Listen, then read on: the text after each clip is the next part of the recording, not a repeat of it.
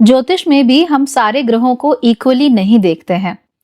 अगर आप ज्योतिष कंटेंट कंज्यूम करते हैं या ज्योतिष पढ़ते हैं, तो जाहिर सी बात है कि आपका सबसे ज्यादा ध्यान शनि, राहु, केतु पे जाता होगा। अगर आप बहुत पॉजिटिव ओरिएंटेड हैं, तो आपका ध्यान जुपिटर पे होगा। अगर आप बहुत शादी ओरिएंटेड हैं, तो आपका ध्यान मंगल पर जाता होगा, शुक्र पर जाता होगा।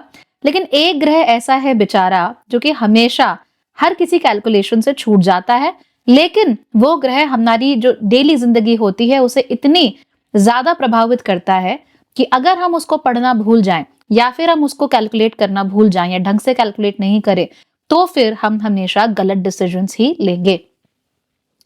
इस ग्रह का नाम है मर्करी यानी कि बुध। अब बताइए आप में से कितने लोग बुध को बहुत प्रेफरेंस देते हैं। लग्नेश होगा तब भी हम बुध को इतनी प्रेफरेंस अक्सर नहीं देते हैं। इसीलिए चलिए आज बात कर लेते हैं बुध की और ये जानते हैं कि हमारी जो आम जिंदगी है, जो रोजमर्रा की जिंदगी है, उसमें बुध के द्वारा कौन कौन सी चीजें संचालित होती हैं और कैसे बहुत सारे लोग बुध के कारण दूसरों से पीछे रह जाते हैं। So let's get started. नमस्ते, भाग्यश्री होलिस्टिक एस्ट्रोलॉजी में आप लोगों का एक बार फिर से स्वागत है। यहाँ पर हम बात करते हैं पॉजिटिव, इंस्पायरिंग और होलिस्टिक एस्ट्रोलॉजी की, यानी कि एक ऐसा ज्योतिष जो कि आपके पॉजिटिव पॉइंट्स को मैक्सिमाइज कर सकता है और आपके नेगेटिव पॉइंट्स को मिनिमाइज करने में आप लोगों की मदद भी कर सकता है। आज की वीडियो में हम बात करेंगे बुध की, लेकिन उससे पहले अगर आपको चैनल पसंद है तो सब्सक्राइब कीजिए और अपने दोस्तों के साथ वीडियो शेयर करना तो बिल्कुल भी मत भूलिए। आप चाहें तो सारे वीडियो दूसरों से पहले देखने के लिए चैनल के मेंबर बन सकते हैं, और अगर आप मुझसे कंसल्टेशन पाना चाहते हैं, ज्योतिष सीखना चाहते हैं या फिर मेरे लाइफ चेंजिंग रिवोल्यूशनरी प्रोग्राम्स का हिस्सा बनना चाहते हैं, तो आप मेरी वेबसाइट भाग्यश्री.org पर भी जा सकते हैं। चलिए अब बात कर लेते हैं बुध की। बुध सारे ग्रहों में सबसे छोटा है, इसीलिए इसे कुमार ग्रह कहा जाता है। बाकी ग्रहों का जो एक्सप्रेशन है वो बहुत डिस्टिंक्टिव होता है, यानी कि पहले से ही फॉर्मेशन उसकी हो चुकी है, इसमें अब ज्यादा बदलाव नहीं होते। लेकिन बुध एक ऐसा ग्रह है जो अभी तक अपनी डिस्टिंक्टिव फॉर्म में पहुंचा नहीं है। जैसे कि हम कह सकते हैं कि मंगल या गुरु या सूर्य ये हाइपर मैस्कुलिन ग्रह हैं, यानी कि इनकी मैस्कुलिन एनर्जीज क्या हैं, डिस्टिंक्टिव हैं और सेटल हो चुकी हैं। ठीक वैसे ही हम कहते हैं कि चंद्रमा या शुक्र ये फेमिनिटी को दर्शाने वाले ग्रह हैं, यानी पुरुषत्व और स्त्रीत्व, पुंसत्व और स्त्रीत्व को दिखाने वाले ये ग्रह हैं। लेकिन जब हम बुध की बात करते हैं तो क्योंकि वो कुमार है, अभी बच्चा है, इसीलिए इसमें डिस्टिंक्टिव क्वालिटीज ऑफ फेमिनिटी या मैस्कुलिनिटी हमें देखने को नहीं मिलती हैं।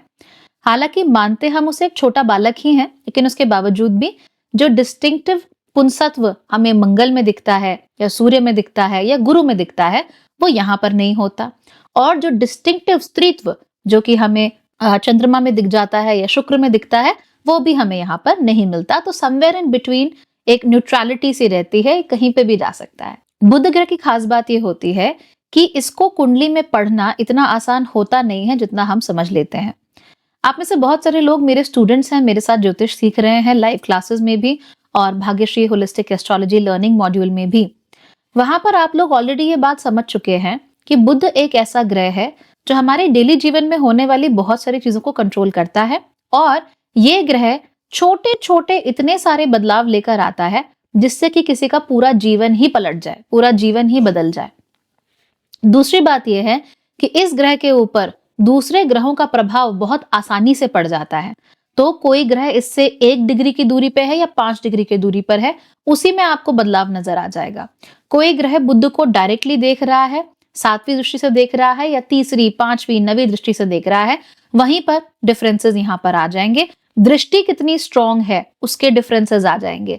जिस लग्न या नक्षत्र में ये है, जिस राशि में ये है, उसका स्वामी कितना स्ट्रांग है, उस नक्षत्र का स्वामी कितना स्ट्रांग है, इसको लेकर भी बुध में बहुत सारे डिफरेंसेस आ जाते हैं। तो लगभग जितने डिफरेंसेस हमें चंद्रमा में देखने को मिलते हैं, उससे भी कहीं ज्यादा डिफरेंसेस हमको बुध में देखने को मिल जाते हैं। So Budh is a very tricky planet. आप किसी के भी जीवन की सारी सच्चाइयां, सब कुछ आप सारे प्लैनेट से प्रिडिक्ट कर लोगे, लेकिन असल में वो करता क्या है, उसका एग्जीक्यूशन का तरीका क्या है, वो आपको सारा का सारा बुध से समझ में आएगा। इनफैक्ट जब भी मैं किसी क्लाइंट से बात कर रही हूं, अगर उसका बुध बहुत ज्यादा कमजोर है, अगर उसके बुध में बिल्कुल शक्ति नहीं है, तो मैं उससे अलग तरीके से बात करूंगी। और अगर किसी का बुध मजबूत है, स्ट्रांग है तो मैं उससे अलग तरीके से बात करूंगी। वजह यह है कि जिसका बुद्ध स्ट्रांग होगा उस व्यक्ति को ज्यादा चीजें एक साथ समझ में आ जाएंगी, और जिसका बुद्ध कमजोर होगा उसको चाहे मैं पूरी महाभारत सुना दूं, लेकिन आखिर में वो व्यक्ति क्या कहेगा कि सीता किसका बाप था। बहुत पुरानी कहावत है, मेरे नाना बताया करते थे कि सारी महाभारत सुन के कहते हैं सीता किसका बाप था। तो ये जो सिचुएशन होती है ये उन्हीं के साथ होती है जिनके बुद्ध में बहुत कमजोरी होती है। अब बिना ऑफेंड हुए आगे की बातें सुनो और समझो कि ये कैसे होता है। बुद्ध हमारे जीवन में बहुत सारी चीजों को कंट्रोल करता है, लेकिन सबसे बड़ा कंट्रोल अगर उसका किसी चीज के ऊपर होता है तो वो होता है ये हमारा दिमाग। लेकिन दिमाग में भी स्पेसिफिक फंक्शंस की हम बात कर रहे हैं, जिसमें जो स्पेसिफिक फंक्शन है वो है कॉग्निशन, हमारी पैटर्न रिकॉग्निशन की क्षमता, वो बुद्ध कंट्रोल करता है। इंफॉर्मेशन को प्रोसेस करने की क्षमता वो भी बुद्ध कंट्रोल करता है। इसीलिए मैंने कहा ना, अगर किसी का बुद्ध स्ट्रांग है, मजबूत है, तो शायद ये पूरा वीडियो सुन लेगा। And I am pretty sure ये वीडियो कम से कम 30 मिनट का तो बनेगा ही। तो अगर आपका बुद्ध स्ट्रांग है तो आप पूरा वीडियो सुन लोगे और आपको ज्यादातर बातें समझ में भी आ जाएंगी, ज्यादातर बातों से आप रिलेट भी कर लोगे, और ज्यादातर बातों का जो जिस्ट है वो आपको instantly you will be able to make sense of it. तो 30 मिनट में आप लोग काफी 3 साल का या 30 साल का ज्ञान अपने लिए हासिल कर लोगे उसमें से। लेकिन अगर आपका बुद्ध बहुत कमजोर हो जाता है, इन दैट केस क्या होगा, मेरी बोली हुई आप किसी एक बात को अटक जाओगे, वहां पर आपका रिकॉर्ड अटक जाएगा उधर। ओके, और जब वो रिकॉर्ड अटकेगा तो आप उस चीज को रैशनली प्रोसेस नहीं कर पाओगे।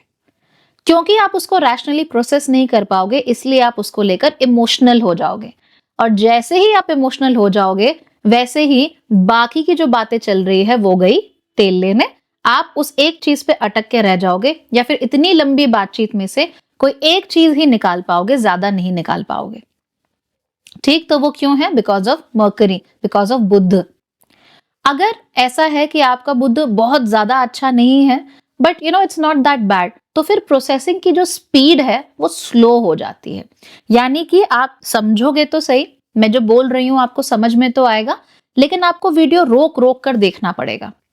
पहले आप मेरी बोली हुई कोई एक बात समझोगे, उसको आत्मसात करोगे धीमे धीमे करके, उसको अपनी जिंदगी से रिलेट करोगे, फिर वो चीजें आराम से क्लिक होंगी।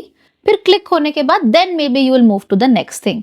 तो अब क्या हो रहा है, ये जो चीजें समझना है, चीजों को जो इंफॉर्मेशन आपको मिल रही है अलग अलग जगह से, उस इंफॉर्मेशन को कलेक्ट करना, उसको सुनना, उसको समझना, उसको प्रोसेस कर पाना, ये सारे बुद्ध के काम होते हैं। इसीलिए अगर कोई बच्चा क्लास में ध्यान नहीं दे रहा है, टीचर को सुन ही नहीं रहा है, तो वो इंफॉर्मेशन को प्रोसेस कर पाने में भी अक्षम हो जाता है। प्रॉब्लम होती है उसको इंफॉर्मेशन को प्रोसेस करने में। हर किसी का इंफॉर्मेशन को प्रोसेस करने का तरीका थोड़ा थोड़ा डिफरेंट होता है।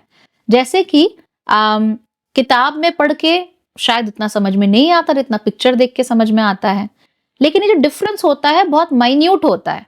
तो ये मत समझिएगा कि आपको किताब से पढ़ना ही नहीं है, खाली पिक्चर देख के ही सब समझ में आ जाएगा। थोड़ा सा डिफरेंस होता है। तो कुछ बच्चे वो किताब में जब सिस्टमैटिकली इंफॉर्मेशन लिखी हुई होती है उसको बड़े अच्छे से ग्रास्प कर लेते हैं, और कुछ बच्चे अगर वो लिखे हुए के साथ एक फोटो भी दिख जाए तो और अच्छे से ग्रास्प कर लेते हैं, राइट। उनको वीडियो भी दिख जाए तो और अच्छे से ग्रास्प कर लेते हैं, उन्हें वो चीज हाथ में भी मिल जाए तो और अच्छे से ग्रास्प कर लेते हैं। तो ये बहुत छोटे छोटे डिफरेंसेस होते हैं in intelligence. They are not huge differences. You can not say I am a visual person. You are slightly more visual than others, but you are not a visual person. You are not a kinesthetic person, right? You are slightly more kinesthetic than others, but you are not kinesthetic person. इसको ध्यान रखिए, ठीक? तो ये जो हमारा सोचने, समझने, इंफॉर्मेशन को प्रोसेस करने का तरीका है, ये सारा का सारा बुद्ध के द्वारा कंट्रोल होता है। अब आप तो जानते ही हैं कि अपनी जिंदगी में हम कितनी सारी इंफॉर्मेशन को ग्रहण कर रहे होते हैं। अगर किसी का बुद्ध कमजोर होता है तो वो इंफॉर्मेशन को ढंग से ग्रहण नहीं कर पाता। जब वो ढंग से ग्रहण नहीं कर पाता है तो वो उसको ढंग से प्रोसेस भी नहीं कर पाता, कोई ना कोई गैप रह जाता है बीच में। अब जब ढंग से प्रोसेस नहीं कर पाएगा तो उसके जो नतीजे निकलेंगे वो उतने अच्छे नहीं निकलेंगे। स्कूल्स में आपको ये बहुत अच्छे से देखने को मिल जाता है। हर टीचर का पढ़ाने का तरीका थोड़ा थोड़ा अलग होता है। टेक्स्ट बुक चाहे सबके पास सेम ही हो, सिमिलर ही हो, लेकिन तरीका थोड़ा थोड़ा डिफरेंट होता है। कुछ टीचर्स के साथ सारे ही बच्चे अच्छा परफॉर्म कर लेते हैं, कुछ के साथ ज्यादातर बच्चे खराब परफॉर्म करते हैं।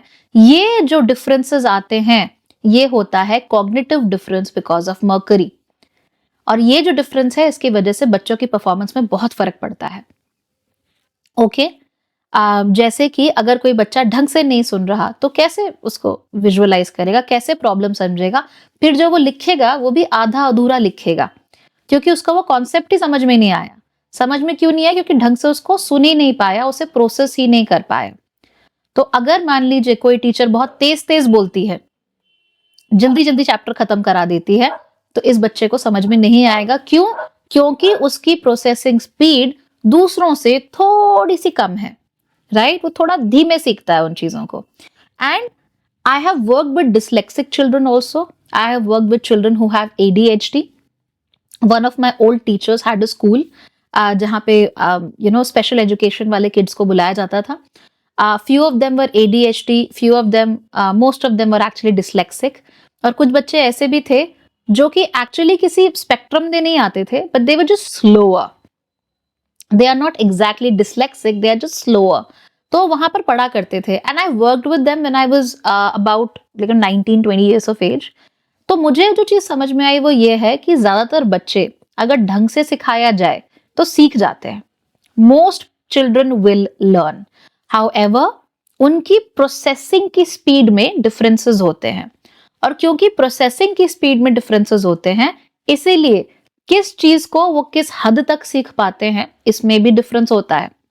छोटे बच्चों को देखिए, अगर वो पढ़ाई में खराब हैं तो सारे ही सब्जेक्ट्स में खराब होंगे, किसी एक खास सब्जेक्ट में नहीं खराब होंगे. अगर उनकी इंग्लिश खराब है तो हिंदी भी खराब होगी, मैथ्स भी खराब होगी, SST भी खराब होगी, सब खराब होगा. और कोई बच्चा अगर अच्छा है पढ़ाई में तो फिर उसकी इंग्लिश भी अच्छी होगी, हिंदी भी अच्छी होगी, SST भी अच्छी होगी, सब अच्छा होगा. ऐसा क्यों है? जबकि हम तो ये मानते हैं ना कि अलग अलग बच्चे अलग अलग सब्जेक्ट्स को लाइक करते हैं, ऑल दैट. नहीं, ऐसा इसलिए है क्योंकि जो बच्चा पढ़ाई में बहुत अच्छा है उस बच्चे की प्रोसेसिंग स्पीड थोड़ी ज्यादा होती है. क्योंकि उसकी प्रोसेसिंग स्पीड ज्यादा होती है, इसलिए क्लास में जब एक अडल्ट टीचर उससे बात कर रही होती है, उसको समझा रही होती है, तो वो ज्यादा इंफॉर्मेशन को रिटेन करता है. जब 8 पीरियड्स होते हैं तो 8 पीरियड में 8 अलग अलग तरह की इंफॉर्मेशन को, because information eventually is information, तो 8 अलग अलग तरह की इंफॉर्मेशन को ज्यादा अच्छे से रिटेन करता है. जब वो उसको रिटेन कर पाता है, इसीलिए शाम को जाके वो होमवर्क अच्छा कर पाता है, इसीलिए एग्जाम टाइम पे वो परफॉर्मेंस अच्छी दे पाता है. बिकॉज इंफॉर्मेशन ज्यादा, एक तो वो एक बार में ले पा रहा है, दूसरा थोड़े लंबे समय तक उसे रिटेन कर पा रहा है. यानी मेमोरी, कॉग्निशन, ये सारी बातें बुद्ध की बातें होती हैं. इस बच्चे का बुद्ध अच्छा है. बहुत बार मैंने देखा है कि जब भी हम स्टूडेंट्स की बात करते हैं, पढ़ाई की बात करते हैं, तो हम गुरु के पीछे भाग जाते हैं. गुरु के पीछे भी भागना चाहिए, गुरु इज इंपॉर्टेंट, लेकिन सारी पढ़ाई गुरु की पढ़ाई नहीं होती. बहुत सारी पढ़ाई, खास तौर पे छोटे बच्चों की जो पढ़ाई होती है, it is not a Guru oriented पढ़ाई, it is a mercury oriented पढ़ाई.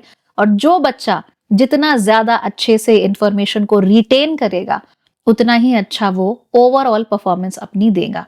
और अगर कोई बच्चा उसको स्लोली रिटेन कर रहा है या स्लोली समझ रहा है, तो जब तक उसको समझ में आएगा तब तक ट्रेन आगे बढ़ चुकी होगी और ये बच्चा फिर पीछे रह जाएगा.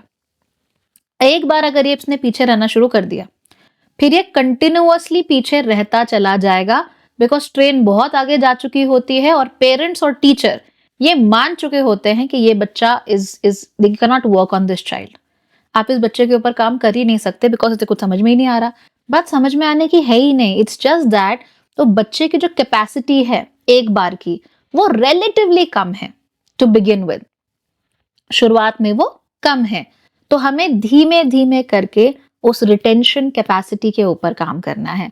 हमें धीमे धीमे करके इस बच्चे के बुद्ध के ऊपर काम करना है. और बुद्ध, मैंने कहा ना, बहुत इंप्रेशनेबल प्लैनेट है, बहुत जल्दी इस पर असर पड़ते हैं. इसीलिए अगर हम बुद्ध के ऊपर काम करेंगे, आप गुरु को छोड़ो फिलहाल, if you have a small child, छोड़ो, साइड रखो उसको, आप बुद्ध पे ध्यान दो and you will be able to work on your child, and आपका बच्चा बहुत अच्छे से इंफॉर्मेशन को रिटेन भी करेगा, अच्छे और बेहतर मार्क्स भी लेकर आएगा। I work with a lot of parents. In fact मैं सोच भी रही थी कि एक सीरीज लेकर आती हूँ कि अलग अलग नक्षत्रों में जन्मे हुए बच्चों को अलग अलग कैसे ट्रीट करें, लेकिन I didn't get time, but I do it soon enough. Hopefully गर्मियों में I be able to do it.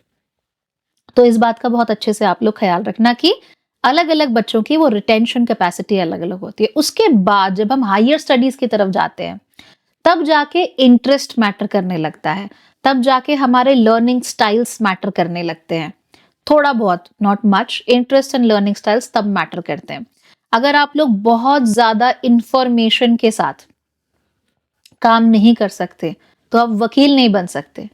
इसलिए नहीं कि वकील दामिनी वाले 2.5 किलो के हाथ की तरह बड़बड़ बड़बड़ बोलते रहते हैं, इसलिए बिकॉज वकील्स have to work with a lot of information. So sorry, you are not able to work there, क्योंकि आपका दिमाग वो इंफॉर्मेशन ग्रास्प नहीं कर पा रहा है। इसीलिए अच्छा वकील बनने के लिए अच्छी स्पीकिंग पावर जरूरी नहीं होती। You don't need that, that can come secondary. Primary is आप फैक्ट्स को कैसे कलेक्ट करते हो। Yep, that's how it is. इसके ऊपर तो मैं बहुत लंबा लेक्चर दे सकती हूँ, पर अभी नहीं, वीडियो को छोटा रखेंगे, वरना आप सबके मरकरी का भेजा फ्राई हो जाएगा एंड आई डोंट वांट कि आपके फ्यूज उड़ जाए। सो एनीवे, पहली चीज ये मेमोरी, रिटेंशन, ये सारा का सारा कॉग्निशन जो है वो मरकरी का है। अब इस वजह से जो दूसरी चीज निकल कर आती है वो क्या है, हाउ वी आर स्पीकिंग। हम जो बोल रहे होते हैं वो भी मरकरी की चीज होती है, यानी बुध की चीज होती है। तो आप जो भी बात कर रहे हो, जैसे भी बात कर रहे हो, वो बुध है। अगर आप किसी की वाणी में प्रभाव देखते हो तो वो इनहेरेंटली बुद्ध का प्रभाव है, इनहेरेंटली वो बुद्ध की चीज है। बाहर वो एग्जीक्यूट कैसे होगा ये बुद्ध ही डिसाइड करता है, अदरवाइज नहीं होता। अगर बुद्ध अच्छा है, वाणी अच्छी होती है, वाणी में प्रभाव होता है, वाणी में एक शक्ति होती है जो दूसरों को सुनने पे मजबूर कर देती है। वाणी जब निकलती है तो सधी हुई वाणी होती है, राइट। लेकिन अगर आपका मरकरी खराब है किसी तरह से, मान लो उसके ऊपर राहु का असर पड़ रहा है, Mercury and Rahu are sitting in a very close conjunction with each other, बाकी चीजों को एक बार छोड़ देते हैं कि उनके ऊपर दूसरे असर कौन से हैं। मरकरी राहु है तो you will just keep talking, तो ट्रैश टॉकिंग ज्यादा होती है, इधर उधर की बातें, ऊंची ऊंची बातें, बड़ी बड़ी बातें, ये वो, and you can figure it out कि हवाई चीज है ये। तो ये बहुत ज्यादा होता है। बुद्ध बेचारा केतु के साथ जाके बैठ गया, वो उसको एक्सप्रेस ही नहीं करने दे रहा, उसे बोलने ही नहीं दे रहा, उसको किसी तरीके से अपनी बात बाहर नहीं निकालने दे रहा है। या मान लीजिए सेकंड हाउस जो कि प्राइमरीली हमारी वाणी का घर होता है, वहां पे आपके शनि आके बैठ गए आराम से, तो वो आपको बोलने ही नहीं देगा। वो आपको जो आप कहना चाहते हो वो 100% एक्सप्रेशन नहीं देता। ऐसे लोग प्रोफेशनल सेटअप में हालांकि बहुत अच्छा बात करते हैं, तो प्रोफेशनली सबसे अच्छे बात कर लेंगे, अच्छी अच्छी वो कॉन्फ्रेंसेस में चले जाएंगे, प्रेजेंटेशंस दे देंगे, पर जब अपने दिल की बात कहनी होती है वहां पर सारा मामला खराब हो जाता है। So that becomes a big problem with mercury. तो इसीलिए जो भी व्यक्ति बोल पा रहा है, हम जो बोल पा रहे हैं, आप कितनी जल्दी थकते हो बोलते बोलते, बोलना अच्छा लगता है नहीं लगता, जो आप बोलते हो इज इट वर्किंग और not working, that is a thing of mercury. तीसरी चीज, हम अपने हाथों से जो चीजें करते हैं, लिखना मर्करी, बुध, ठीक है। अगर आप कोई कारीगरी कर रहे हो, जैसे कारीगरी इज अ नेम जिससे मुझे बहुत शौक है क्योंकि I went to a restaurant called that and it was the worst in the world.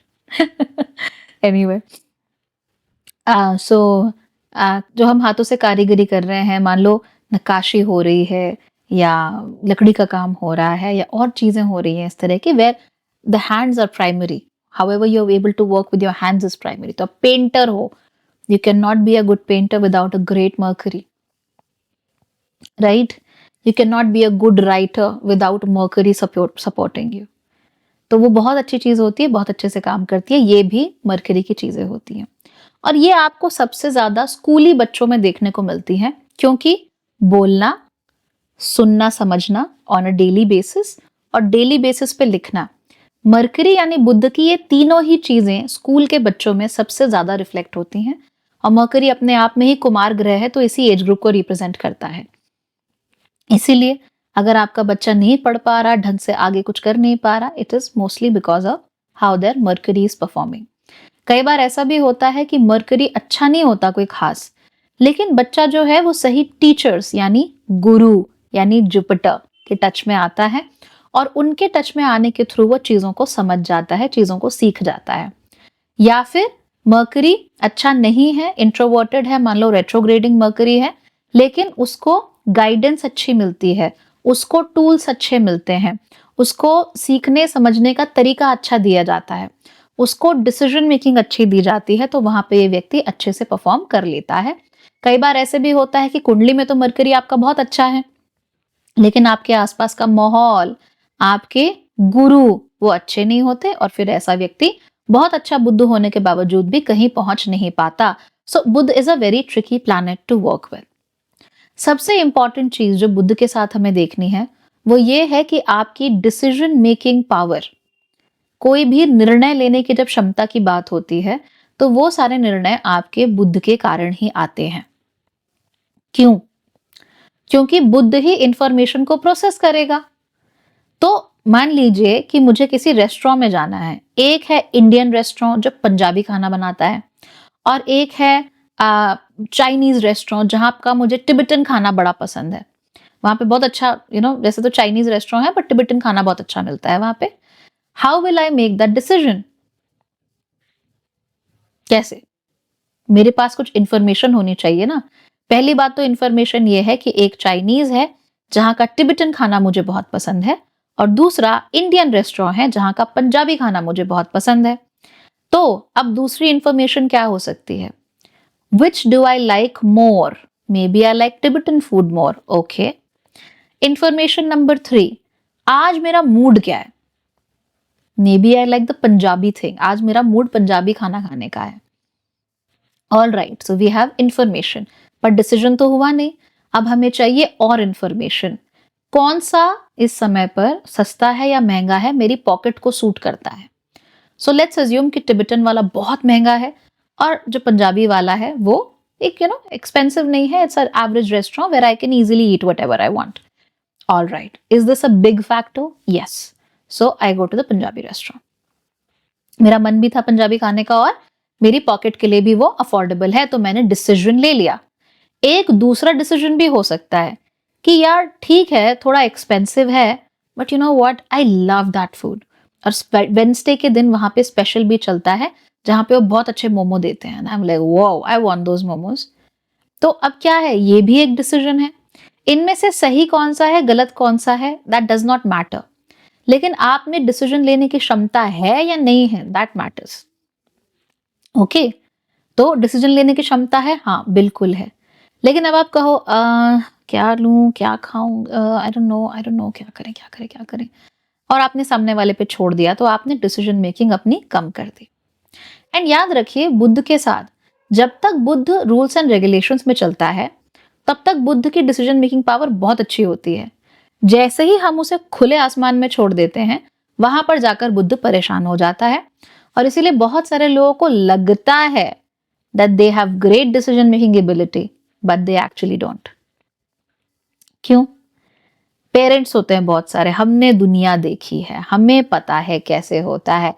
It is not wrong, fine, it's good, but आपके बच्चे जिस दुनिया में रह रहे हैं, आपको उस दुनिया का कोई अंदाजा नहीं है। क्योंकि आपको उस दुनिया का कोई अंदाजा नहीं है, इसीलिए आपके पास इंफॉर्मेशन नहीं है। इंफॉर्मेशन जब कलेक्ट ही नहीं होगी तो प्रोसेस ही नहीं होगी, जब प्रोसेस ही नहीं होगी तो कोई डिसीजन नहीं निकल सकता। जब कोई डिसीजन नहीं निकल सकता, इसीलिए चीजें जो आएंगी वो अच्छी नहीं होंगी, बिकॉज तब आप अपने लिमिटेड एक्सपीरियंस के दम पे लिमिटेड बातें बोलोगे, और जब आप लिमिटेड बातें बोलोगे तो वो अनलिमिटेड दुनिया में चलेंगी या नहीं चलेंगी कुछ नहीं कह सकते। हम अपने बच्चों को ये बोल सकते हैं कि बेटा ऐसा है, 1 रुपए का कर्ज अपने सर पे नहीं होना चाहिए, चाहे क्रेडिट कार्ड हो, चाहे लोन हो, चाहे कुछ हो, 1 रुपये का भी कर्जा नहीं होना चाहिए। Are they wrong? No, they are right. नहीं होना चाहिए कर्जा, बिकॉज कर्जे से सर दर्द होता है, कर्जा सोने नहीं देता, हमेशा एक लगा रहता है कि वी हैव टू पे of. But the point is कि बच्चा अगर 1 रुपए का भी कर्जा नहीं लेगा तो उसका क्रेडिट स्कोर नहीं बनेगा। क्रेडिट स्कोर नहीं बनेगा तो कल को जाके अपने लिए मकान दुकान कुछ नहीं ले सकता, राइट? और फिर चीजें इतनी महंगी है कि वो बेचारा चाहे भी तो अफोर्ड नहीं कर सकता एक ही बारी में, एक ही झटके में। तो उसको भी मालूम है कि महंगाई बढ़ती चली जानी है एंड एवरी सिंगल डे उसके पैसे की वैल्यू भी कम हो रही है, और दूसरी बात यह कि चीजें और महंगी होती जा रही हैं। इसीलिए आज उसके लिए वो चीजों को पोजेस करना या ओन करना प्रॉबेबली इज लिटिल बेटर, क्योंकि क्रेडिट स्कोर बनेगा तो कल को और अच्छी चीजें ले सकता हूं। तो अब बताइए, अगर पेरेंट्स को ये क्रेडिट स्कोर, ये इन्फ्लेशन, ये सब ना पता हो, क्या वो आपको वो एडवाइस दे सकते हैं जो आपको चाहिए? नहीं। क्या वो आपको सही एडवाइस दे रहे हैं कि कर्जा नहीं होना चाहिए? एब्सोल्युटली करेक्ट, कर्जा नहीं होना चाहिए। बट जिस दुनिया में आप रहते हो, जिसको आप एक्सपीरियंस करते हो, क्या उस दुनिया के अनुसार भी 1 रुपये का भी कर्जा ना होना, is it possible? No. Is it the right advice given your circumstances? No. इसीलिए ये भी बहुत जरूरी है कि आप एडवाइस आखिर ले किससे रहे हो, उसका एक्सपीरियंस क्या है, उसने कितने लोगों के साथ काम किया है, वो दुनिया को लेकर कितना ओपन माइंडेड है। अगर आप एडवाइस के लिए अपने फूफा जी के पास जाते हो जो आर्मी में थे, जिन्होंने अपनी पूरी जिंदगी वहीं निकाल दी एक लिमिटेड एनवायरनमेंट में, no offence towards army people, I love you, but still एक छोटे एनवायरनमेंट में अपनी पूरी जिंदगी निकाल, सिविलियन लाइफ उन्होंने जी नहीं। अगर आप उनसे जाके बोलोगे कि फूफा जी मुझे गूगल में काम करना है, they can not give you the right advice. वो चाहकर भी नहीं कर सकते। हाँ, आपने उनसे एडवाइस मांग के उनके ऊपर प्रेशर डाल दिया तो अब उन्हें कुछ ना कुछ तो बोलना ही पड़ेगा, बट आप उनसे उम्मीद नहीं कर सकते कि वो आपको सही डायरेक्शन देंगे। लेकिन हाँ, अगर आपको आर्मी में जाना है, फिर वो आपको अच्छे से गाइड कर सकते हैं। क्यों? क्योंकि उनके पास वो चीजों के लिए गाइड करने का एक्सपीरियंस है आपके पास। They have that experience, they can guide you. But if he doesn't have experience in Google में कैसे जाना है, he can not guide you. इसलिए जब भी आप किसी से एडवाइस ले रहे हो जिंदगी में, इस बात का बहुत ध्यान रखो कि इस बंदे का या बंदी का जो फील्ड ऑफ व्यू है वो कितना बड़ा है। जितना नैरो फील्ड ऑफ व्यू होगा, उतने ही नैरो आपको एस्पेक्ट्स मिलेंगे, उतनी ही नैरो चीजें आपको देखने को मिलेंगी, और उतने ही गलत आपके डिसीजंस हो सकते हैं। The world is big, the world is huge, and that's why I always tell you that I do holistic astrology only. Because वो एस्ट्रोलॉजी जो जिंदगी में काम ना आए, जिंदगी के साथ कनेक्ट ही ना करे, कुछ आपको बता ही ना पाए, वो किस काम की? ग्रहों का तो काम है चलते रहना, वो भी चलते रहेंगे, हम भी चलते रहेंगे। But if you really want to give meaning to your life, if you really want to make it useful, you have to look at it from a holistic point of view. Okay, तो चलो, I hope आपको समझ में आ गया होगा कि रोजमर्रा की जिंदगी में बुध आपके साथ क्या क्या करता है, और अच्छा और खराब बुध कैसे कैसे रिप्रेजेंट हो सकता है। सो लेट्स सी आप में से कौन इतने अच्छे हैं, बढ़िया बढ़िया बुध वाले, जिन्होंने वीडियो अंत तक देखा। अगर अंत तक देखा है तो जरूर वीडियो के नीचे मर्करी रूल्स आप ये लिखिए, तो उससे मुझे पता लग जाएगा कि कितने लोग ऐसे हैं जिनका बुध बहुत शक्तिशाली है। All right then everybody, I'm very happy that you are here, and I will be waiting for the number of Mercury rules comments. It will be a nice fun little game to play. So let's do that, and let's see you in the next video. Bye bye, take care.